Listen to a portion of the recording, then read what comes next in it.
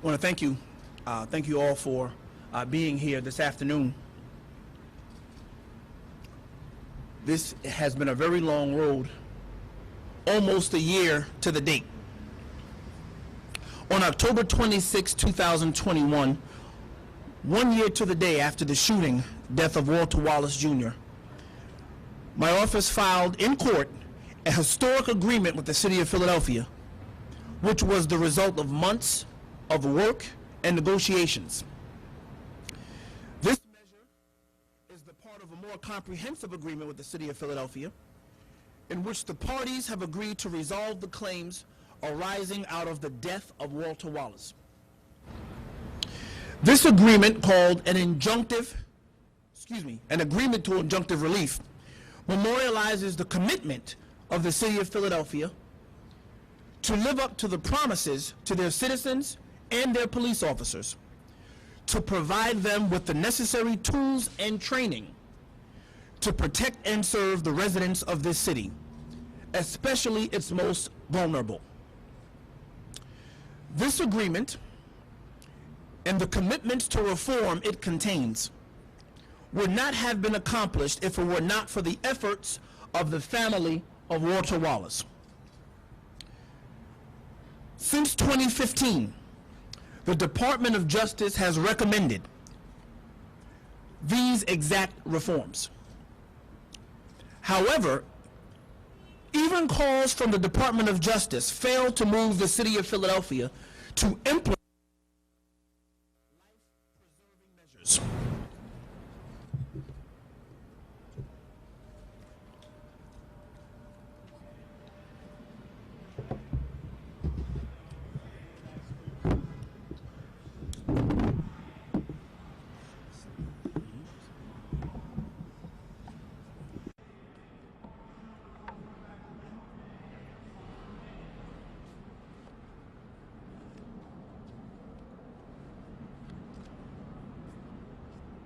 The commitments made in this agreement reflect the reforms the Wallace family, I want to be clear, please be clear about the words that I'm saying.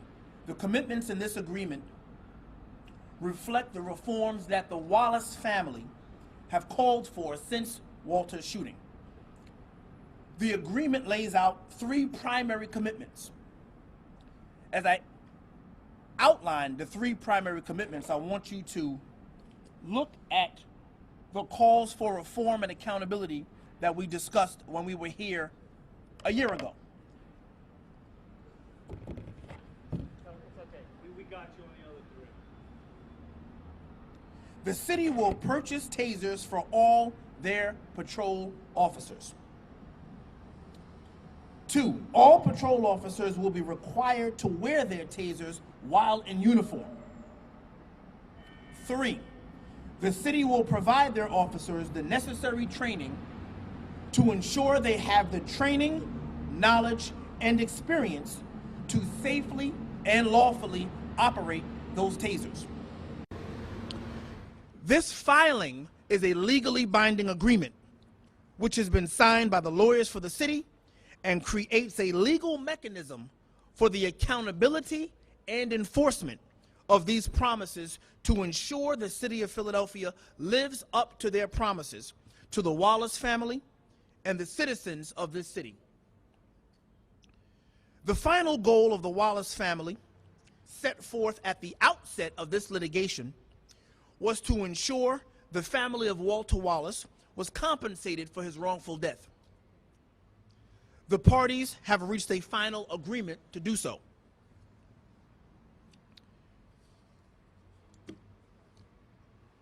For what should be obvious reasons, the family wishes to keep the terms of the financial settlement that they've entered into private, while emphasizing that those terms were never their primary objective in their calls for justice after Walter's death.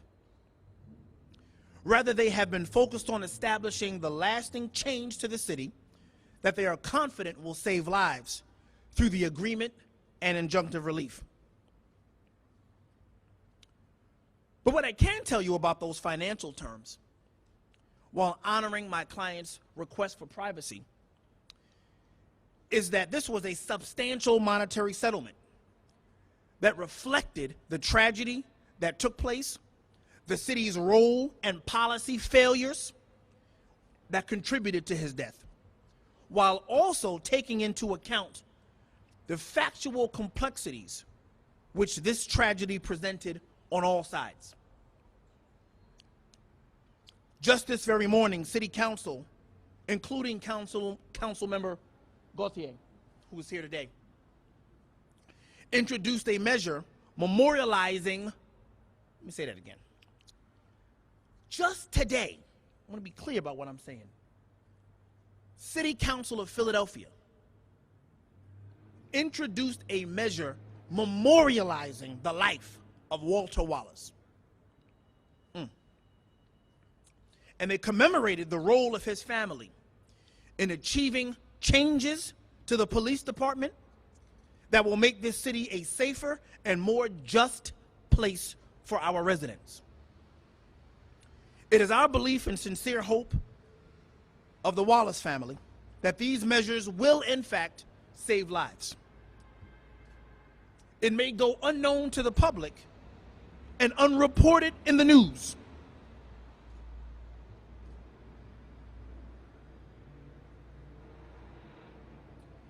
But one day, a family in the city of Philadelphia will not have to bury their loved one because of the efforts of the Wallace family, which have resulted, and in my opinion are solely responsible for these reforms.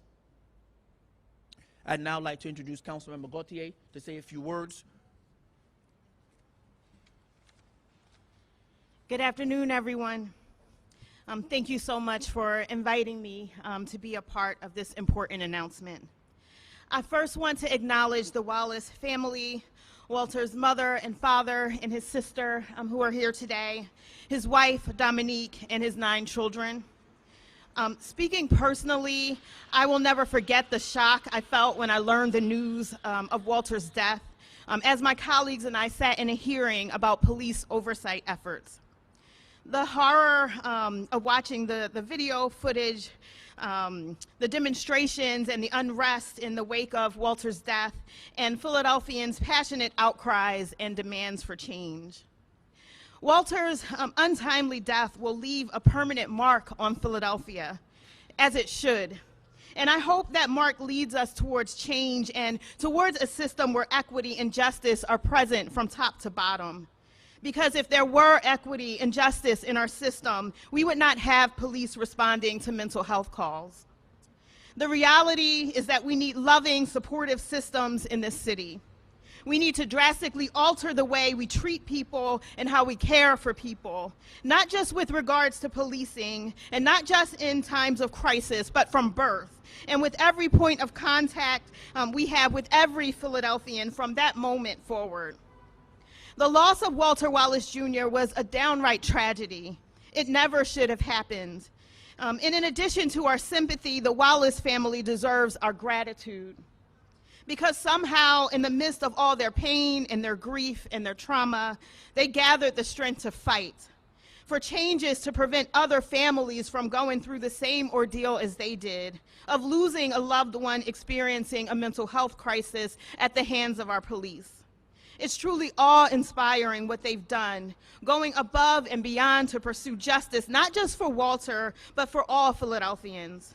Thanks to the Wallace family's advocacy, the city is putting funding towards equipping every PPD patrol officer with a taser, and those officers will be required to carry those tasers. And additionally, the city has committed to continuing its work to change the way that 911 responds to calls regarding behavioral health emergencies. No one should ever have to experience what the Walter family has been through. And no amount of reform that the city enacts in response to Walter's death will ever fill the hole that's been created for them. But today, I'm pleased that we can stand together and say that progress is being made in Walter's name and in his memory. So let us all continue to work together towards a future where young Black men like Walter are protected and loved, not just by their families, but by our city. Thank you so much.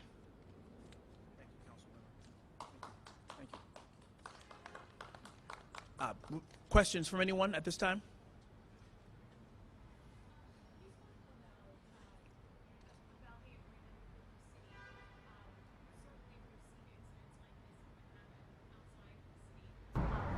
It's on.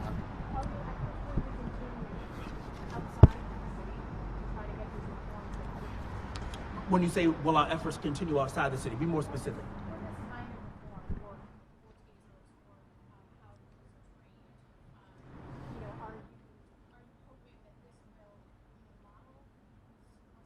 Well, I am. I have several hopes. One hope is, Philadelphia was running late, okay, on this particular issue. 6 years ago, the Department of Justice told the city of Philadelphia what they ought to do, and they didn't do it. And I am convinced, and no one can convince me otherwise, that is part and parcel the exact reason why Walter Wallace was killed, because those measures were not put into place. And so I have one hope, in addition to the one that you offered, and that is when the Department of Justice makes a recommendation for the safety of your citizenry, that you follow that direction. I do hope that Philadelphia, who leads the country in a good many things, will be a model city to follow with respect to these reforms. Every police officer outfitted with tasers and trained on their proper use and execution it's I don't know if you can really appreciate the gravity of how pivotal that sort of move is by city council to make those funds available for that level of purchase. Can we hear from Mr. or Mrs. the Wallace parents? If just they could react to what you've said and what they think of these reforms. Could we hear from one in a general way? Could you step forward? Come over here, Walter, please. We can hear you on the mic. Sure. Just 1 minute. You don't say exactly what you want to say, you can walk right away. Yeah. Step up, son. Step on up. If this situation could save anybody's life, one out of so many thousands of life, I think we accomplished something. You know what I mean? We's not accomplishing nothing, because my son is a human being. In life, all of us, that's all we are. We all human beings. If we could save any human being, I think it's for a good cause. You know what I mean? And that's all I can say. You know what I mean? And I want to thank everybody pray for me and my family. You know what I mean? Thank y'all too. Thank you. How is your family, sir? How are they doing? How are his kids doing? Well, we just taking one day at a time. That's all we can do. You know what I mean? And that's all we praying, and we thank for all the people praying for me and my family. Thank y'all. Thank you, Walter.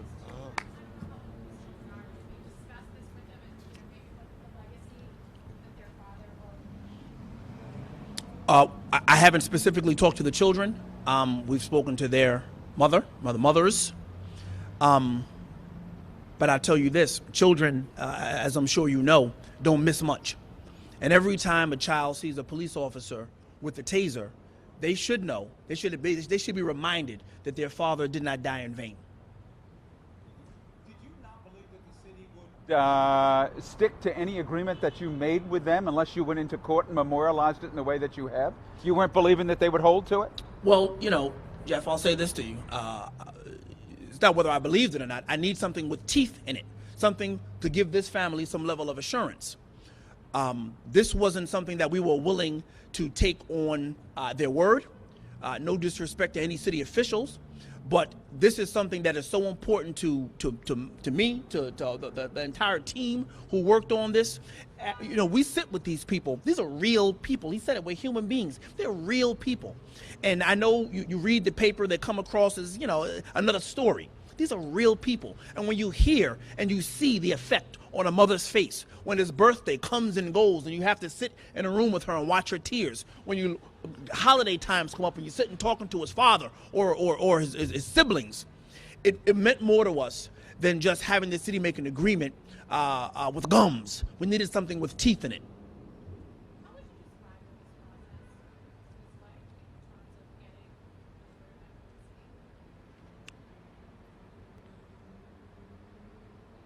Be honest with you, I think that the killing of Walter Wallace highlighted maybe a bigger issue with the city. Again, the Department of Justice strongly recommended these exact reforms in 2015. You see, Council Member Gaultier, this is strongly recommended, a strong urging. When Walter, who was in mental health crisis, was killed by officers who were improperly outfitted with the tools necessary to deal with his particular crisis, I mean, what else could the city do? What else could they do? What else could they do? You can't say sorry. You can't say, ugh, I should have known. Like, what else? What else could they do? Except action at that point. That was all that was left to do. Because inaction, inactivity got Walter killed.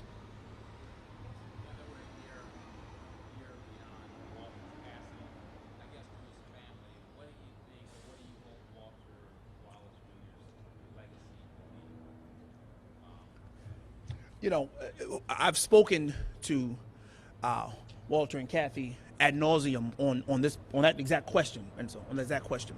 What will Walter's legacy be? You know, whatever that legacy is, right? Because that legacy is still being shaped and formed as we speak. It isn't cemented in time a year ago. That legacy is ever evolving. I can tell you that I am encouraged. I won't say I'm happy, but I'm encouraged where his legacy is going based on the fact that there were some significant strides made. There's policy change in this man's name. There was a resolution today by City Council, part of the same entity who failed him previously. There was a resolution today honoring in that man's name and honoring his family and what they've done. Don't forget, Mensa, these were the same family members who during riots and people were breaking windows and looting and going on about the town, tearing things up, were calling for peace. And don't do that in my son's name. They were concerned with his legacy a year ago.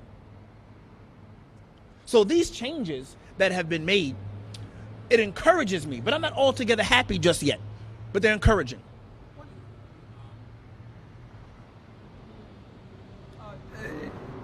One of the things that didn't happen, and it doesn't seem like the city is committed to yet, is to send some sort of some person trained in social service to the scene, which may have helped your client's son.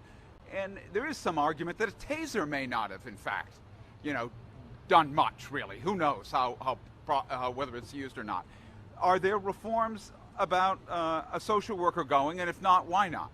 Well, I'll tell you, that is something that we are bringing to the table. There needs to be, when a mental health crisis is identified through the 911 call to dispatch, there needs to be, we talked about this, a crisis intervention officer who responds to the scene. This is lowbrow, low-hanging fruit, quite frankly.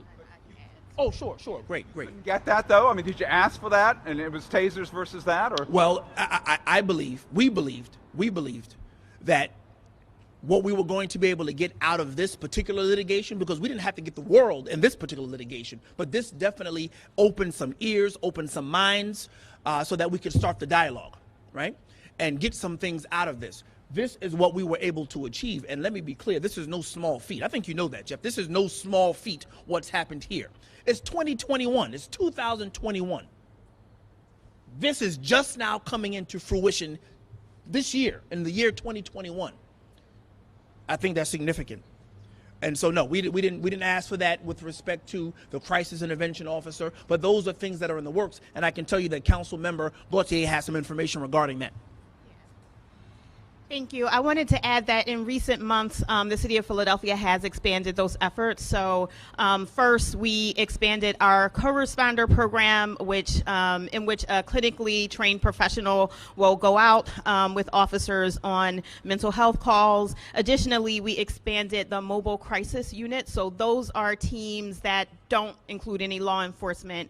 They include social workers and clinically trained folks to go out and respond on mental health calls. And though that's not a part of this, I will say that absolutely, the Wallace family was instrumental in bringing those reforms too. Prior to October 26th of last year, those had been tiny, tiny pilots that were drastically expanded after this tragedy.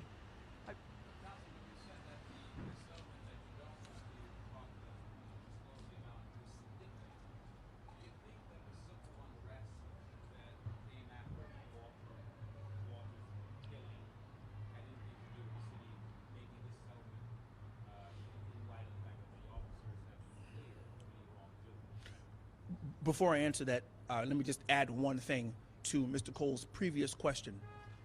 There was a 911 questionnaire that was also implemented that had not been in existence before to identify, to help the 911 dispatchers further identify when someone was potentially in a mental health crisis. Now, a behavioral a behavioral officer, or a crisis intervention officer responding, that's exactly what Councilmember Gautier was just speaking about. But part of this litigation also got the 911 questionnaire implemented, so you know. Now, to your question, Mr. Dean.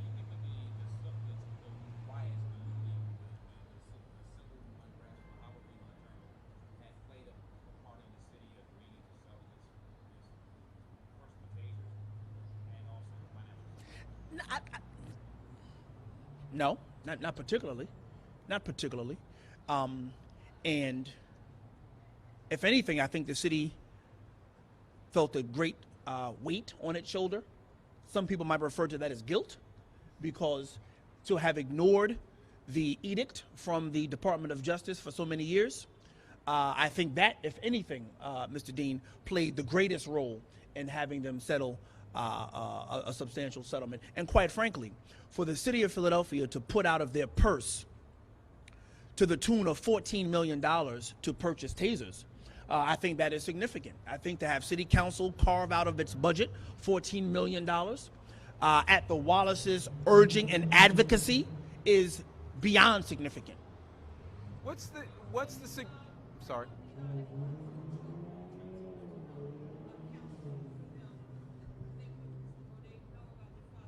Right, that's why they have parents, ma'am. We leave that to their parents.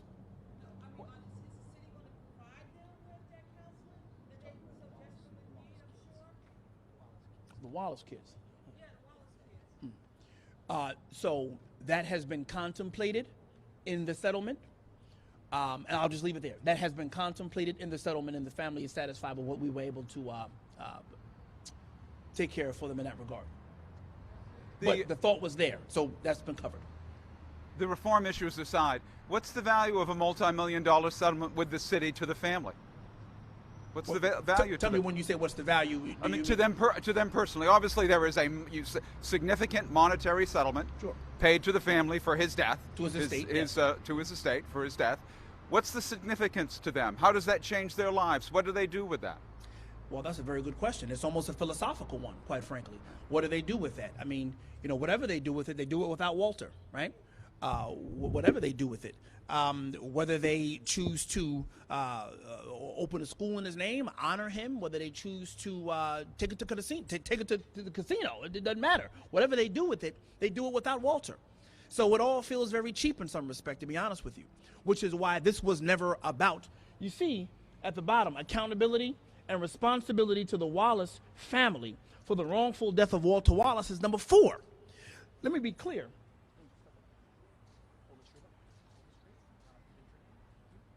You see the first 3 things, and we held this up a year ago at this very space. We held this up a year ago. And it says right here exactly what they were not willing to waver on. They weren't willing to waver on that.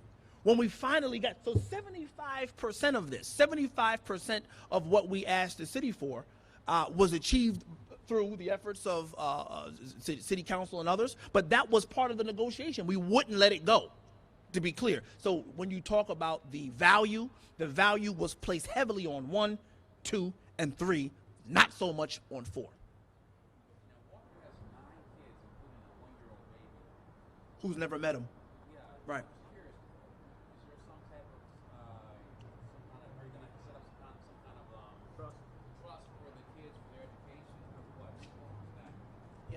Thank you, Mensa. Under the court rules, when there's a settlement that involves a minor, those funds are placed into a restricted account for the minor until they reach the age of majority and have time to plan with their families on how to invest that money, spend it for their education and their support and their well-being. That's in general, approximately half of the money goes to the children under the rules of court in Pennsylvania. You've obviously explained to the family the amount will be released publicly because it's public dollars and the public has a right to know, correct? Oh, absolutely. The public has the right to know. The public should feel safer now due to the Wallace family and their advocacy. But yes, we've explained to them that the money and the amount of the settlement will become public at some point.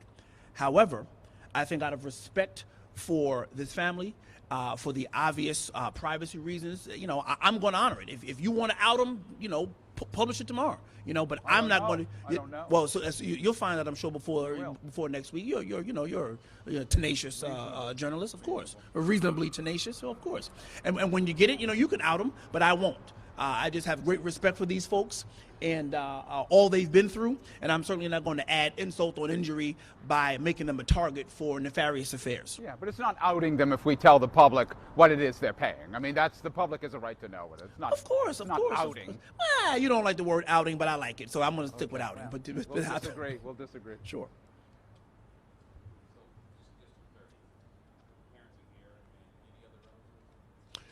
Yes, and his sister is right here. Yeah, sister is right here. Sure. And of course, his wife Dominique, she's not here today, but we like to mention her at all times as well. Cool. Any further questions? We're good? Jeff, you and I are still friends.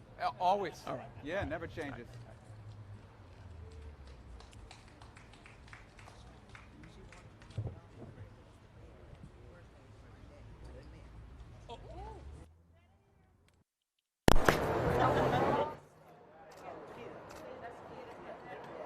I got it up.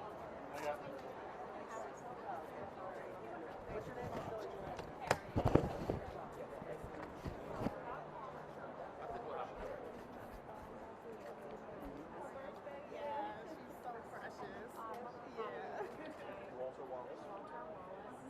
He's actually a junior as well. So this Walter's actually the third. Okay.